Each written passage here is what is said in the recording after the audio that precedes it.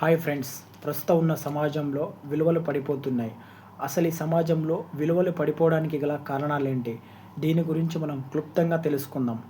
For example, ఎదుటివాడు ఏదైనా తప్పు చేశాడే అనుకో, ఆ తప్పుని ఎత్తి చూపించేటప్పుడు వచ్చే కోపము మనం కానీ, మనకు సంబంధించిన వాళ్ళు కానీ తప్పు చేసినప్పుడు రావు.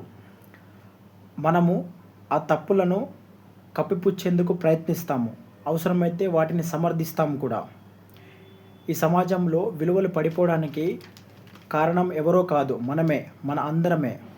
కాబట్టి ఒక తప్పు జరిగినప్పుడు దానికి బాధ్యులెవరు? శిక్ష ఎవరికి పడాలి? తప్పు చేసింది ఎవరు? దీని గురించి మాట్లాడదాం.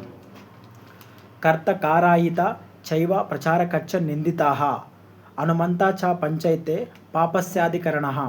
అంటే ఈ శ్లోకం యొక్క అర్థం ఏమిటంటే, తప్పు చేసేవాడు, తప్పును చేయడానికి ప్రేరేపించేవాడు, తప్పును మంచి అని ప్రచారం చేసేవాడు, తప్పు చేయడానికి అనుమతించేవాడు, తప్పును సమర్థించేవాడు, ఈ ఐదుగురు పాపానికి శిక్షకి పాత్రులని దీని అర్థం.